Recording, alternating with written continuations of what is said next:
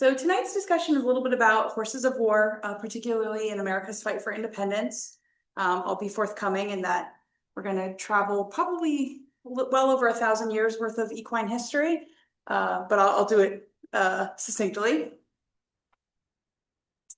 So there's some key roles here with, whatever reason it's not showing, but we'll talk first about the presence of horses in war, right? Horses have served our nation since long before the Constitution was signed, providing vital services such as transportation, communication, farm help, and of course, companionship.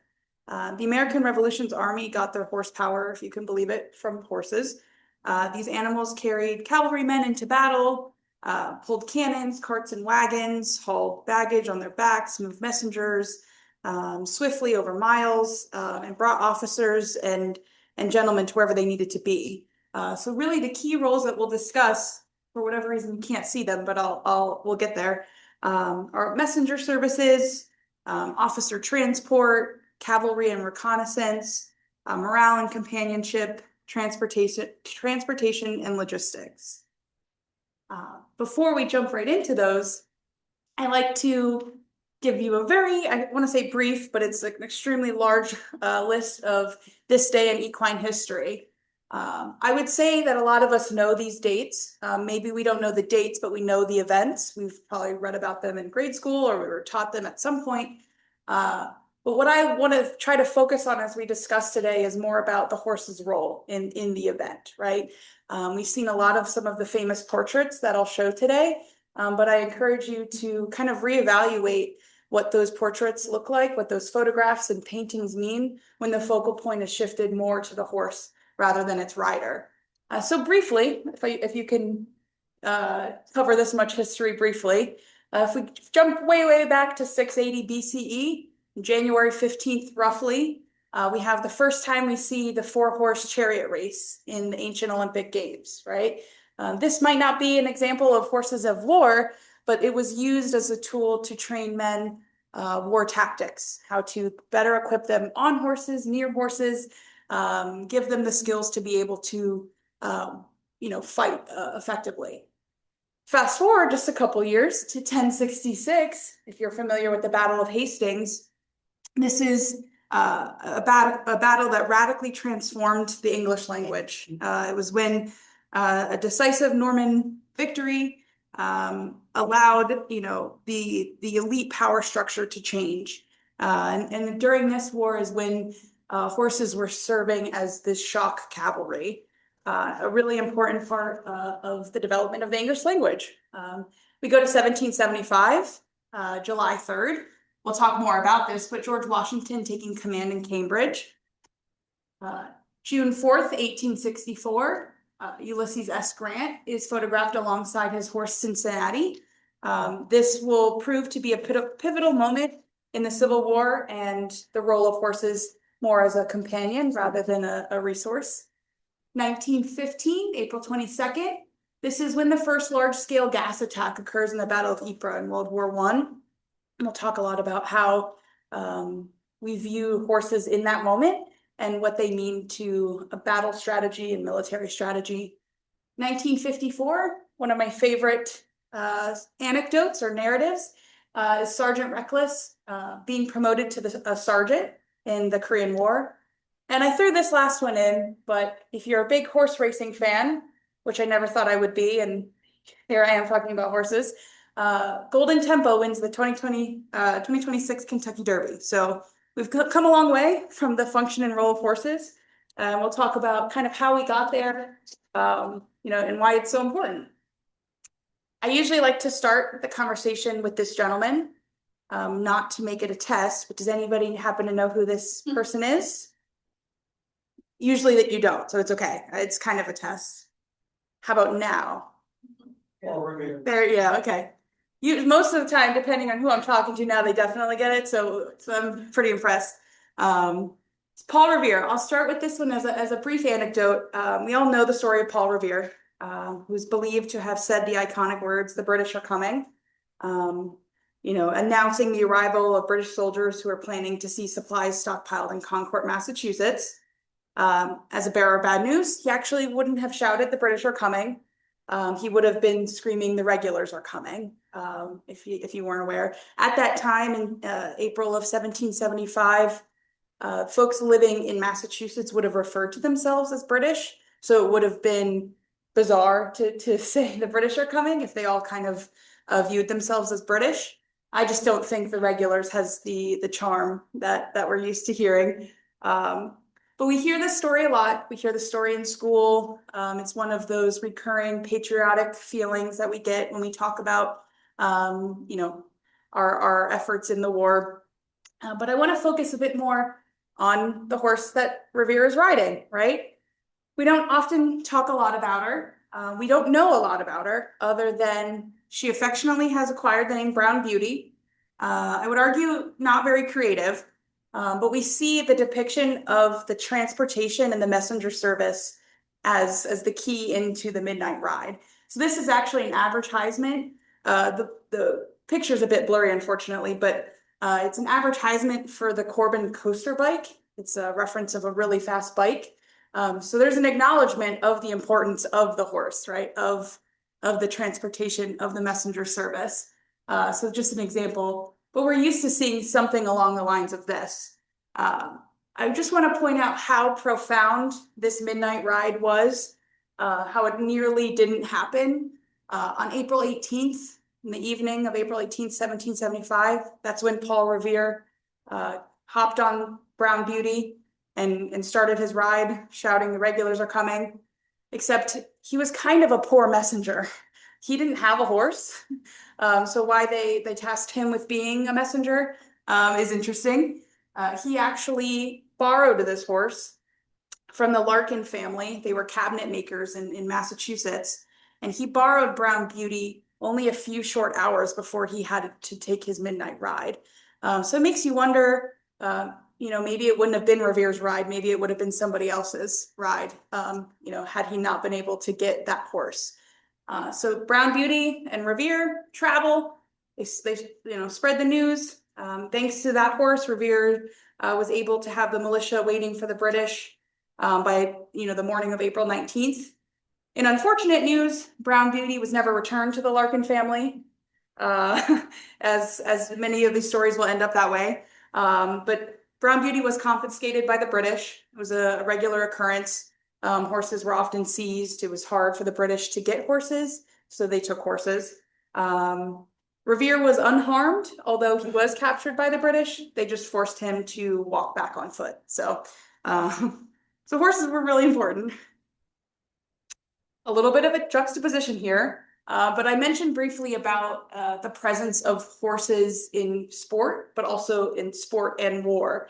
So war and sports share this ancient, intimate history. Roman and Greek soldiers, leaders included, trained in sports that provided overlapping physical skills, right? They allowed them to, you know, thrust and fence and ride and shoot, and a lot of that came from a prestige and an ornateness that came with you know, war and sports at that time.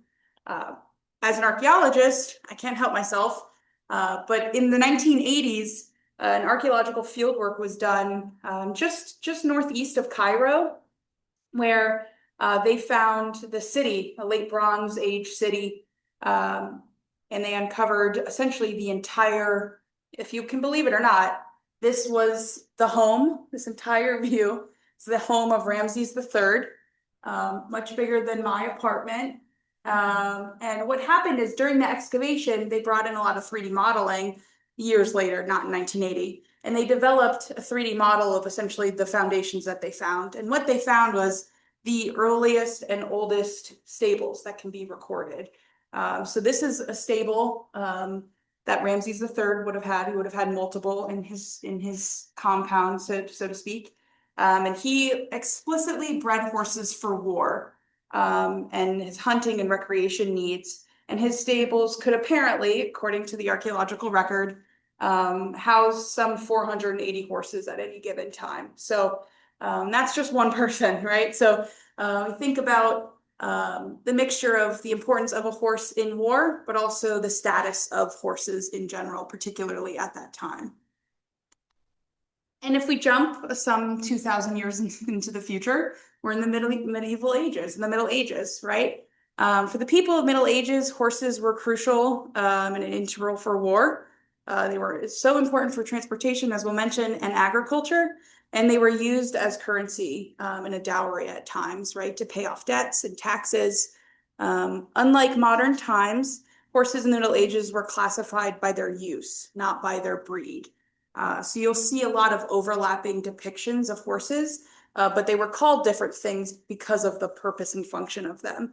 So the only reason I bring us to about the 11th century is to start showing you how our depiction of horses has changed.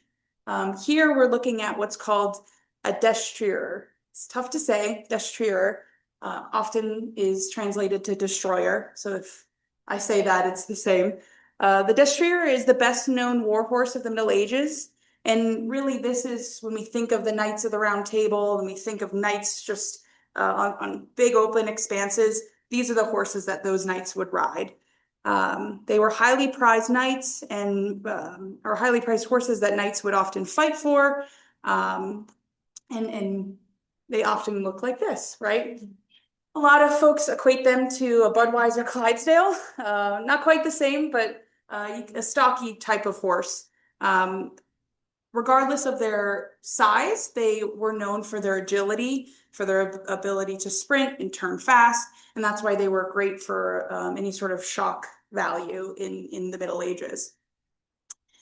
I always like to mention this if we have any folks that really love literature, but this is an illustration of the knight from Elsmer's version of Chaucer's Canterbury Tales. If you're familiar or if you're a fan, this is a really great example of a destrier, or an example of what that would look like.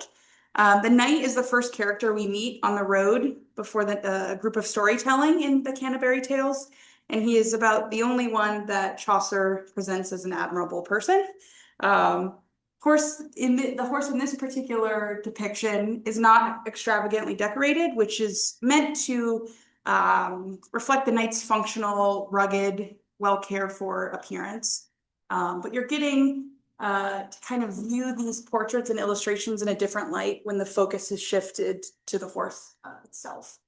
But as I mentioned, these wouldn't be classified as destriers, although they might have the same size and the same stature. They would be depicted as something more of a draft horse. If you've ever been to Longstreet Farm in Holmdel, it's one of our Monmouth County parks.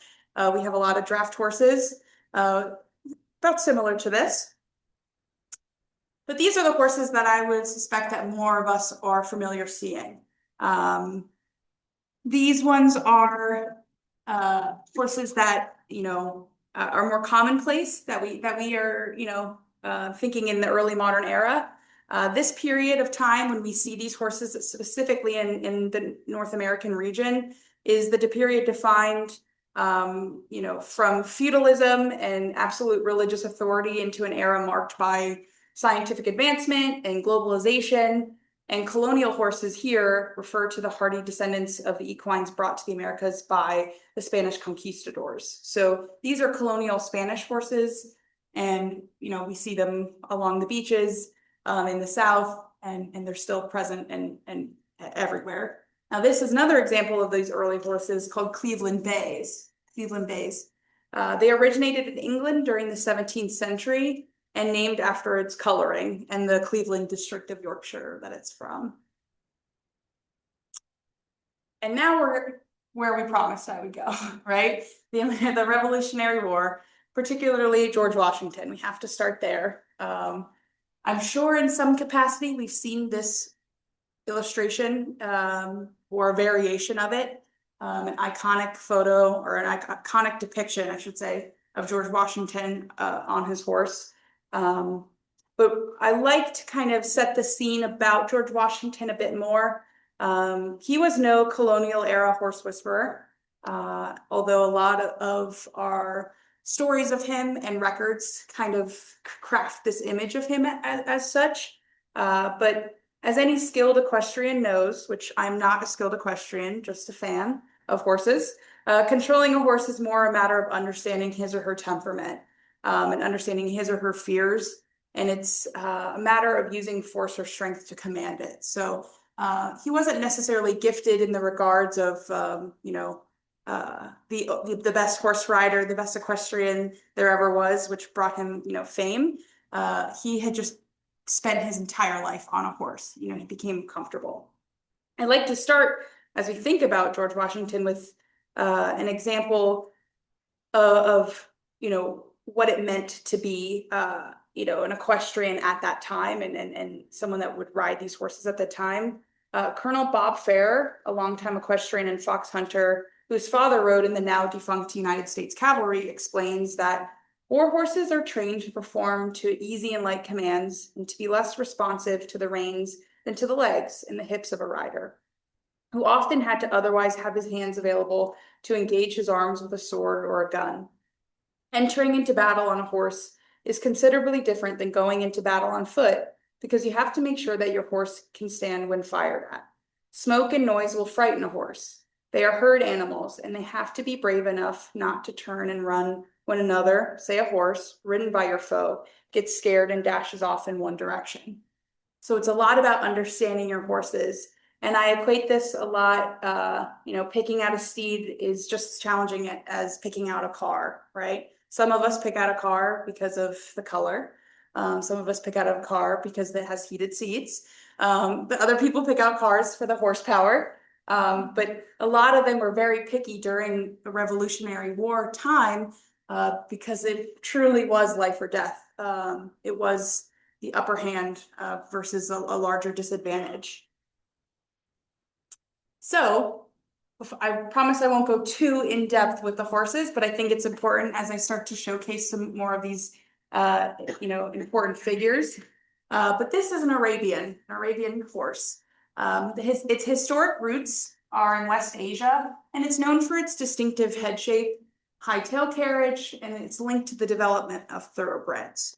If any of you are big horse racing fans, as I mentioned, here's our thoroughbred. And you start to notice, I think, sometimes we think about horses and they kind of all look the same in our head, but you really do start to see the difference. The thoroughbreds are a hot-blooded, agile animal. They're known for their speed and their spirit. They are common horses depicted in many of the images that I will show throughout the conversation here. However, the term thoroughbred did not bear the same weight as it does today. Thoroughbreds have a very rich history, well-documented history, a very pure-blooded history. And so when we say thoroughbred in the context of the American Revolution, it's a little bit looser.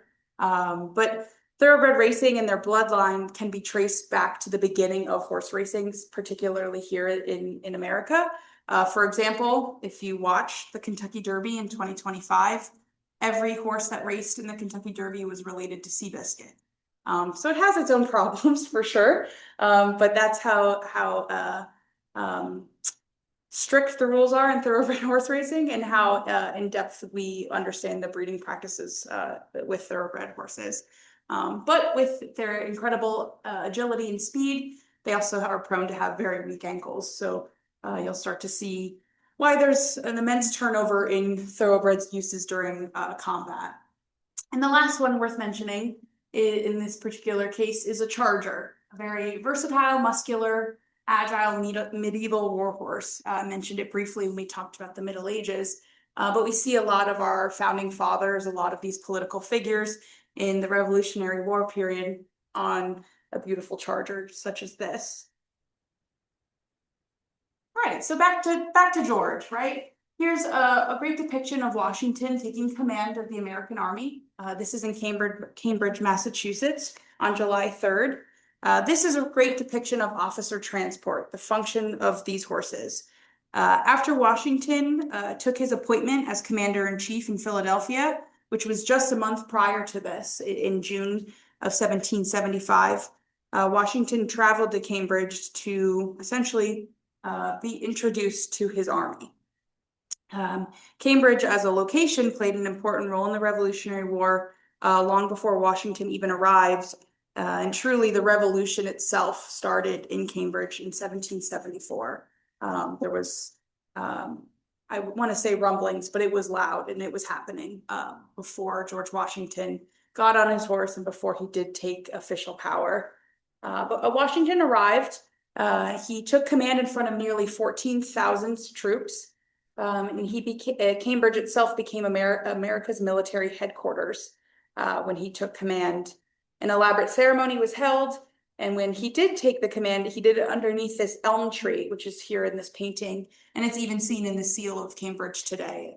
It's kind of similar to anecdotes when we find a historic house museum as we're driving through New Jersey, and they say, "Stop here, George Washington brushed his teeth." That's similar to the elm tree in Cambridge for sure. But as we look at this photo, there's a lot to see. We see an elm tree, we see what is meant to be 14,000 troops. But as we have a mission today, we look at the horse that Washington is riding. This horse is Blueskin, all right? You've likely seen this portrait in some capacity, especially this year, if you haven't already. But this is Blueskin, and Washington was gifted this blue-gray roan, which a blue-gray roan is in reference to its mixed coat. It's a stallion, half Arabian. In 1773 is when Washington got Blueskin.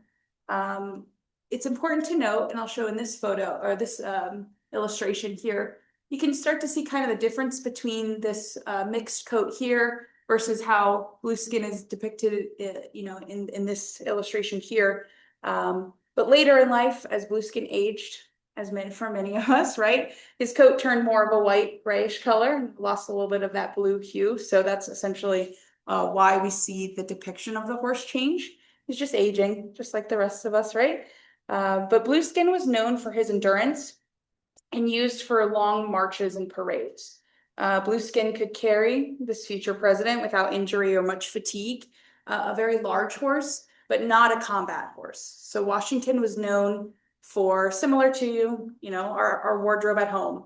You've got, your certain outfit for this occasion. You've got your certain outfit for this occasion. That's how he often used a lot of his horses. But Blueskin was truly his favorite horse, and the horse that will be seen in a lot of some of the most important moments in the Revolutionary War. So we often will see Blueskin more than any other. His appearances, Blueskin in particular, can be seen in beautiful depictions. Here we have on the left is a Rembrandt, and on the right is John Trumbull. So really prolific artists putting Blueskin, what I would argue, in the forefront of a lot of these photos. We often see George Washington with the same face, the same demeanor, same outfit, I'd argue. But we see Blueskin with more of a character, and we see essentially the passing of time with the horse in particular. And then we've got unfortunately less illustrations to see of his second favorite horse, Nelson. But Nelson was also an extremely important horse. Washington often rode Nelson to battle instead. He did use Blueskin exclusively for ceremonial events, which I would say is arguably why we see Blueskin in most depictions, including statues and things of that nature. But Nelson was said to have carried the general almost always during war. He's described as a splendid charger, and the animal was a chestnut with white face and legs, and Nelson was less skittish during cannon fire and the starting sounds of battle. A lot of folks revered George Washington's training tactics, as he would often put Nelson in front of cannons and just live fire them until he found a horse that would stick. And essentially that's kind of how he became, a well-respected rider at that time. I'd like to point out that Nelson was gifted to George Washington by Brigadier General Thomas in 1778. Essentially, the way that it happened is General Thomas read in the newspaper that George Washington was having a hard time finding a horse. And just as you might have ever written fan mail to your favorite celebrity, General Thomas found Nelson and shipped it to General Washington in hopes that he would pick his horse, and he did. And so a lot of folks kind of laugh at the idea of sending somebody a horse, but times were different. It was the Revolutionary War. And so for General Thomas, it was a huge success to have George Washington on his horse. Nelson was the preferred horse for active combat, again, because he was, sure-footed and steady. And Nelson was present at Valley Forge alongside Lafayette in 1777. So again, some of these huge moments in the Revolutionary War events that we're so used to hearing. In great news, though, both Blueskin and Nelson survived the entire Revolutionary War, which is a remarkable feat in general.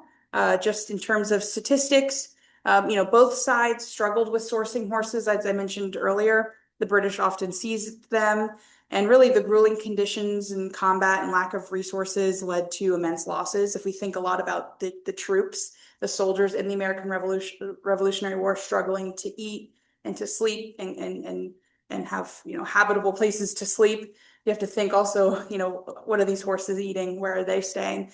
So immense casualties during the Revolutionary War. But Nelson went on to live to the age of 27, which is quite remarkable. And although Blueskin's birth and death year are not well documented, it is believed that his lifespan remains, to be late into 1785. And both of them were retired at Mount Vernon. After the war, it's said that George Washington never rode the horses again. He wanted them to have a peaceful retirement. He cared for them strictly as pets. So the transition from combat horse, ceremonial parade horse to pet is essentially how we got presidential pets today. So if we think about Abraham Lincoln and the cats in the White House, we think about presidents bringing pets into the White House. This is the start to that. It's the first time folks saw a horse as a pet, at least in a presidential sense, for sure. But as we think about the casualties, it's suggested through a lot of documentation that of the roughly 3 million horses that participated, I should say horses and donkeys, that participated in the American Revolution, about half of them passed during the war. So immense losses for sure. And this is where we move on to one of my favorite parts about the Revolutionary War, and it's the political cartoons, because they never stop. We're still getting them today. They're just getting better and better with age. And I like to point these out too, because this is a moment where we really see how horses are utilized as the message, right? So we talk about horses as a messenger services, for Paul Revere being, transported miles and miles to broadcast these news. Well, here is a horse being depicted on paper to do almost the same. This particular cartoon appeared in the Westminster Magazine, published in London in 1775. It's of George III and William Murray, who was a Baron of Mansfield, in this open chariot.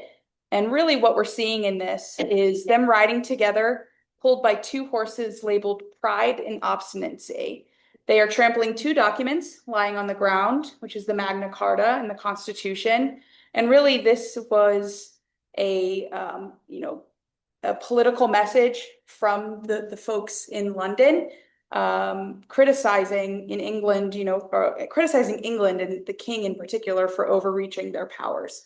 So we don't often talk about it, but we're fighting our war on, over here. But a lot of the folks at that time were not pleased in England about the king's sticky fingers, right? They weren't happy about the misuse of resources. So we're struggling to find food and we're struggling to find our independence. They're struggling to survive in a different sense, right? To maintain any sort of identity, to not lose, essentially. But really, this cartoon indicates the colonists' assertion of their rights. Oh, I guess we lost one. Well, it's not here, but we have another one that you can't see apparently, but I have another one that came out called The Horse America, and I'll just briefly touch on it. If you have a chance to look it up later, I highly recommend.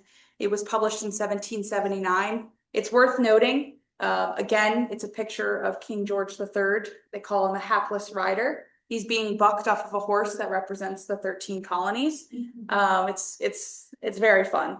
But really what you're seeing is, this hapless rider. He's holding a whip with a sword and a bayonet and a musket. And it's really, he's essentially losing the battle. It's depicted in that way. And just in the background of this cartoon, again, it's called The Horse America, is a troop with a French flag because it was at the time in which the French joined us in the alliance. So what I find the funniest about that particular cartoon is that, again, it was published in London. We weren't the ones making the cartoons. It was the people of London at the time. But again, we move forward slightly here to Ulysses S. Grant, right? Here's his horse, Cincinnati. So we've jumped ahead, right? We've left the Revolutionary War. We thank the horses for their service in that regard. But here we are again, you know, nearly 100 years later. Different battle, but again, we're seeing the function of the horse kind of change slightly. We're seeing companionship a little bit more prominently and a little bit more proudly. And the reason I bring this up is because Ulysses S. Grant, although that's not Grant, that's his horse Cincinnati. Ulysses S. Grant is known for being, you know, just captivated by Cincinnati. He's proud of it. He's not embarrassed by it. Cincinnati was a large chestnut thoroughbred and was given to him in 1863. He was renowned for his calm demeanor in battle, and the stallion was the son of the famed thoroughbred Lexington. So, you know, this very agile thoroughbred like we discussed earlier. And Grant is quoted as saying that it's the finest horse that he had ever seen. So this is where a lot of the historical depiction of horses at this time transitioned from, you know, the best horse I ever rode or incredible in battle to she's pretty, you know? So we start to kind of see the, you know, we're still using it in a military strategy, but we're seeing the horses as friends and as, you know, partners in crime almost. I bring that up as well. You know, here's Ulysses S. Grant posing. There's a depiction of Grant on Cincinnati. This is the iconic photo of Grant and Cincinnati. This is an important photo because he did stop all transportation during the Civil War to bring a photographer out to have a photo shoot. It's a lot of historical documents about Grant's need for his photo with Cincinnati. So there's a lot of records in which he, you know, has this incredible military strategy. He's talking about, you know, overland campaign in 1864, destroying Lee's army in North Virginia. He has a lot of wits about him, but old Cincinnati really kind of pulls him out of that headspace, and kind of brings him back into a, you know, a different temperament for sure. It's worth bringing up kind of the juxtaposition of the Civil War, if you can say that lightly. But during this time of the Civil War, around 1864, 1865, thoroughbred horse racing in America was at an all-time high. You know, the first thoroughbred was brought to Virginia in 1730. His name was Buell Rock. And from then, we see this sport skyrocket. It starts in the South. We see it all over New York as it creeps forward, Saratoga, obviously Kentucky. But at the same time that we're experiencing the turmoil of the Civil War, folks are spending exorbitant amount of money breeding these horses, so much so that they're secretly sending their thoroughbreds to the Midwest to hide them so they weren't seized for war. So we're now seeing, you know, the function, again, as I've mentioned at length, the function of this horse change, right? They're now an athlete, right? They're exclusively an athlete that we're spending a lot of money on, that we're training and we're investing in, versus a thoroughbred that's being brought into battle. So these are some really great depictions. This one in particular is of the original Monmouth Park, that's no more, over in Fort Monmouth. We now have our Monmouth Park here in near Long Branch, but this is one of the original ones. This is another great depiction of thoroughbred horse racing. I think it's important to note in particular, especially in the era of Jim Crow laws around the Civil War time, you know, early thoroughbred racing has a really distinct tie to plantations, and a lot of enslaved individuals were, you know, forced into being the trainers and being the jockeys of these thoroughbreds, okay? And unsurprising, as soon as success was happening, right? As soon as these jockeys and these trainers were successful in this sport, all African Americans were banned from the sport. And we wouldn't see another Black jockey for 80 years in the sport of thoroughbred horse racing. And so there's a lot of conflict and a lot of hardship in the sport alone, and we're still seeing the ramifications of those decisions even today. And I bring it up as kind of a jump because if you've ever been to Thompson Park, an interesting transition, but if you've ever been to Thompson Park, this is the historic racing stable. We actually opened last year for the first time for the public. This racing stable was built in 1879, and it was built as a premier thoroughbred estate, a training facility. And the gentleman, so to speak, the individual who built the complex was one of the early co-founders and treasurers of the original Monmouth Park. He essentially amassed all of his wealth in the South. He owned 4 plantations. And as soon as the Civil War broke out, he is quoted as saying, "I'm very uncomfortable," packed up all of his things, sold everything and everyone, and moved to Europe to learn about thoroughbred horse racing. So it's really because of him that thoroughbred horse racing sort of came to New Jersey at that time. If you're interested in learning a little bit more, I won't go too in depth with it, I promise. I recommend coming and taking a look. Oh, here he is, the hapless rider. I don't know how I got there, but I think I did a pretty good job of explaining it, but here's our hapless rider. Just another example. But briefly, I won't go too long. Somehow it got a little bit disjointed. But as we talk, about companionship and function, it's also important to note a little bit about the cavalry side of horses in war, right? So this is an example of the cavalry. This is when we really see horses used as a tool, where we're shifting from on-foot combat to entering actual heated battle on horseback. I mentioned really early in our discussion about Middle Ages, and we talk about that shock value of an armored horse. This is what they would consider as a heavy cavalry. Less about speed, less about combat, and more about shock value. This is something quite different, but more of considered a light cavalry, meant to be used as a liaison mission, a reconnaissance, somebody that could hop on and off of a horse very quickly. We see that function change. But if you're familiar at all with light cavalry or cavalry in general, you may recall or have heard of a name called a light dragoon. A light dragoon, tough name.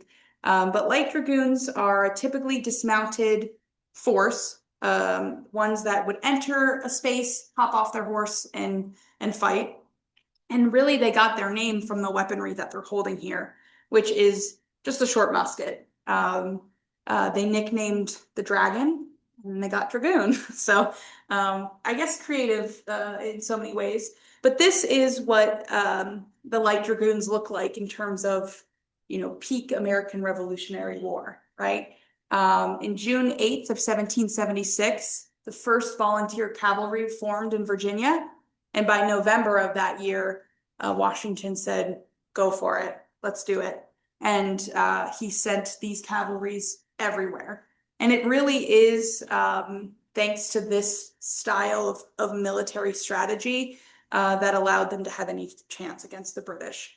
It was less about combat in the Revolutionary War, and it was more about reconnaissance. And that's where I like to shift the focus back to the horse and think about, none of that reconnaissance could have happened on foot. It really is thanks to the horses in this regard. So this is essentially just how we're seeing that version of war change. And there are my slides again. Now, I will briefly just touch on one more of a contemporary place for horses in war. And now we're in World War I. It's like a little bit of whiplash, I'm so sorry, but we're in World War I, if you can believe it. We've now traveled to Flanders, Belgium, in the Battle of Ypres, 1914-ish. During this battle, horses were forced to navigate through horrific conditions. Mud, shelling, gas, hundreds of thousands of horses served, and they carried ammunition and pulled guns.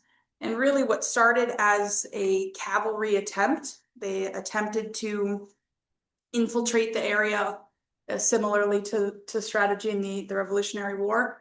They realized the conditions did not allow for that. There was no speed. There was no hopping on a horse, spying on someone a few miles back and reporting. It completely was a mid battlefield change in strategy. The fighting was so slow because of the conditions that it created something called a salient, if you're familiar with the term. It's a battlefield bulge, and really unfortunately what it does is the bulge it creates, the bulge enters the enemy territory, which now creates three sides in which they can be attacked. So they're now in a more vulnerable time or a vulnerable place. And so I think this is a really compelling photo as we think of the Battle of Ypres.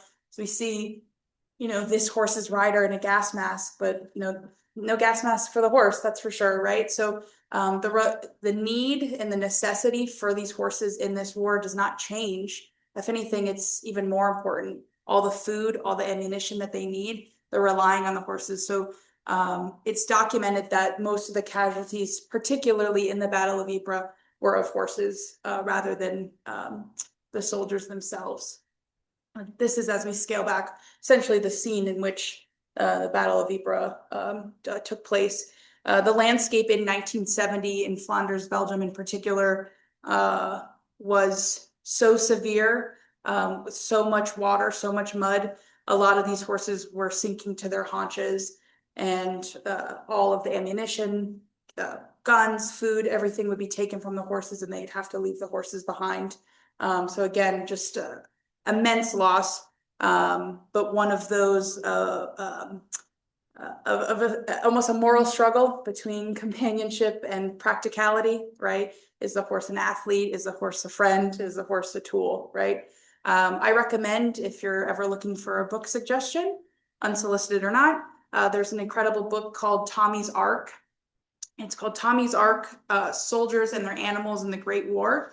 It's by Richard Van Emden, and it's a fabulous book that tells the stories of the horses and the men that cared for them. And really it grapples with the struggle between maybe caring too much and maybe not enough. It's a great read if you're looking for it. And the last one I'll mention, a happier story, if you can believe it, I promise. I always put it at the end.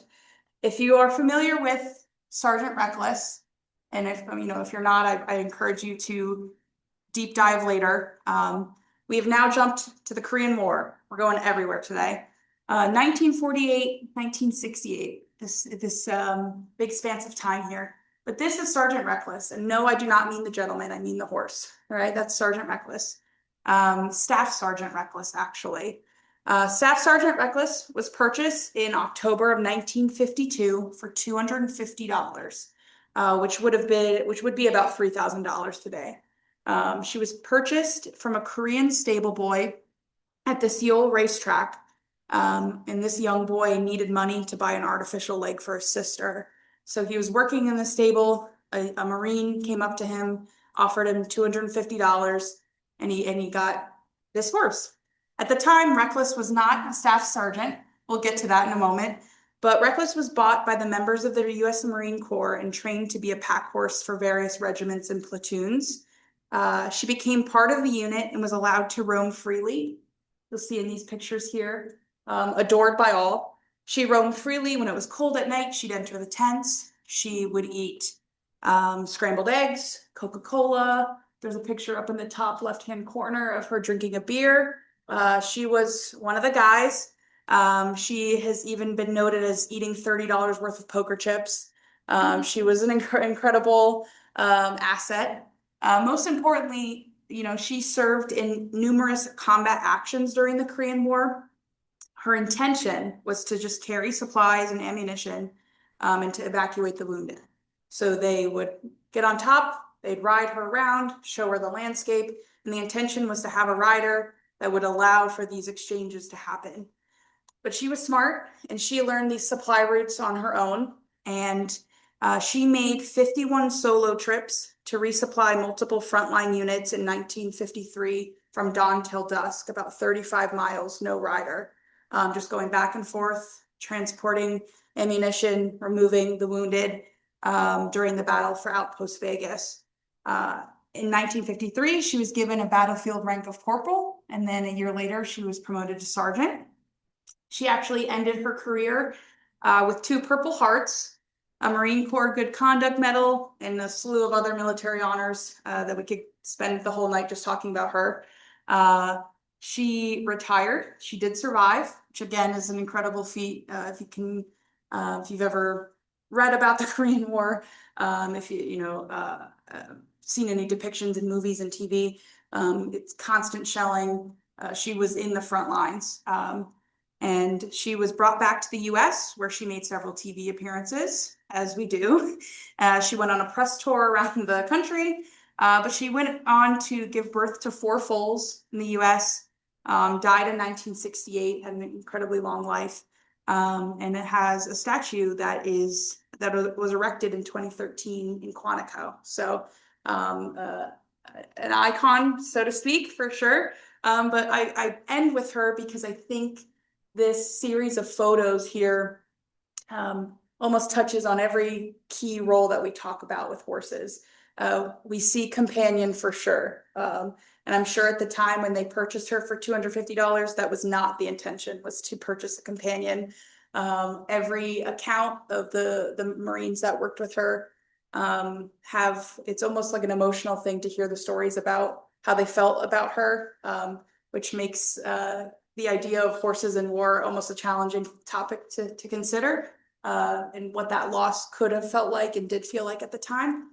But it's a nice thing to think about her as that messenger, as that transport, right, as that cavalry, all of those key roles. And I put these kind of all together side by side. If you can believe it or not, we did talk about all of this, or maybe I did, but we talked about all of these different functions and all of these roles. We've gone from sport to war, back to sport to friendship. Some of us ride casually, some of us just watch from afar, but regardless, we can kind of see the horses in a different way. And I just encourage you, maybe as you continue to celebrate the 250th, if you choose to maybe look at some of these historical events in a different light. We focus a lot about the riders, and maybe take a moment and kind of think about who they were riding, and perhaps it'll kind of give you a little more insight into what the Revolutionary War in particular would have looked like. But yeah, that's what I got today. Thanks so much.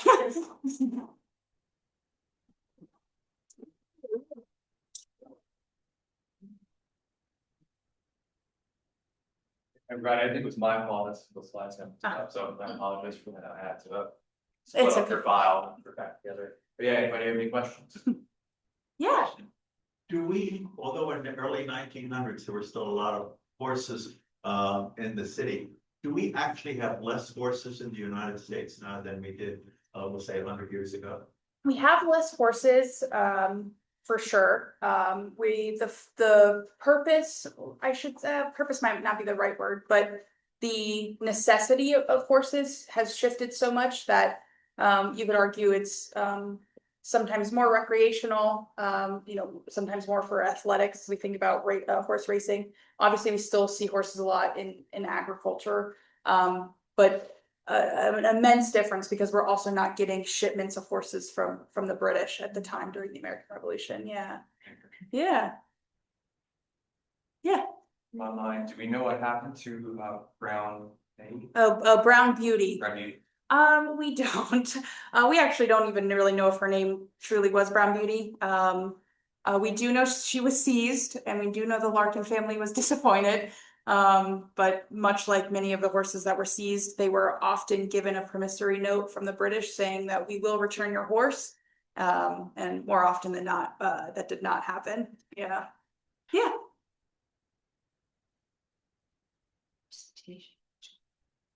Yeah. Sorry. I have a question. Did General Grant bring Cincinnati to Long Branch when he came here? That's actually a really great question, and one that I should explore, given that I work for the park system. I'll have to look that one up. I will say I would be shocked if he didn't. However, as much as Cincinnati was loved by him, he rarely let anybody ride him. In fact, he had one trusted companion that could ride Cincinnati. The other one is documented as being Abraham Lincoln. I would like to think that he did. I'd have to look that up though. I'd be curious. Maybe another local celebrity. Yeah. Did the Plains Indians in the mid 1800s, did they have a lot of horses, or any of those horses came into the Civil War? Or was it really just with the Indians themselves? Yeah, a lot of horses. Again, that is a great one to add into the discussion of horses of war. Another example of seizing and stealing of horses, essentially. Horses would have looked a little different too, which is pretty neat. A lot more of a Spanish influence from the conquistadors as well. So we think a lot about who had the best weapon when we think about war and battle, but it was also thinking a lot about who had the best horses, truly. Yeah. Yeah. Yeah. Another question, I'm interested in, like General Gates or Knox brought the cannon down Yeah. from Saratoga that was very important in Battle of Monmouth. Do you know if they used horses to bring the cannon down? Not off the top of my head. I can't fathom another way they could have done it. Yeah, oxen, yeah. I will say, as I've given this talk, I realize that donkeys are an untapped potential in this discussion as well. I hope I don't overlook them too terribly. But their role in the American Revolution is different for sure, less of a military sense, but just as prominent. And the loss was nearly the same, similar to that of oxen. Yeah. Yeah. Do you know anything about the horse William Dawes used? I do not. Care to share? Or is that a question? Oh, I do not. But I will look it up. So sorry.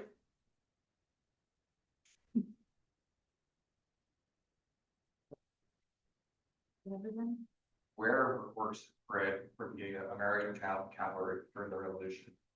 So all over, I think we have a misconception a bit about only the British seizing horses. American troops were also seizing horses. Again, it was a survival effort in a lot of ways. There was a lot of planning that went involved in the Revolutionary War. However, when push came to shove, if you needed a horse, you found a horse. A lot of horses at the time could be found in southern colonies.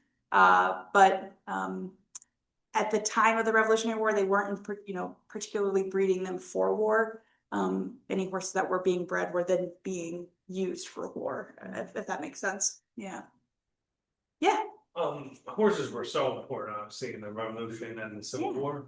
I don't know if this is true, but because they were so important, wasn't horse theft a capital crime? That could be punished by death? Yeah. It was. Whether that happened, I'm sure in some instances it did. It's similar vein of like a promissory note of like, you'll get your horse back. It's the same thing of, if you steal a horse, you could suffer punishment with death. In a lot of records, it is listed in that way. Whether they followed through, I'm sure it was kind of case by case. As we talked a little bit about thoroughbred horse racing, when Monmouth Park in particular, just a different anecdote, when Monmouth Park first opened, immense success. Everybody loved it, a lot of money. They opened up a second grandstand. New Jersey immediately banned sports betting on horses. So it shifted a lot. And so kind of a similar punishment, not death, but if they found that you were betting on the ponies in the late 1800s in New Jersey, there was incredible fines regarding that. So the role of horses in punishment is also, it could be a separate conversation for sure. Yeah. Yeah. We know that the British officers within the light cavalry brought their horses with them from Europe. But then they needed more horses. Yes. And in Monmouth County, they actually go through for their wagon trains. They actually stole Americans' horses. And I'm wondering how the horses got along. That's a really great question. The one positive note is that horses are innately herd animals. So they're herd animals, and so they do often require company.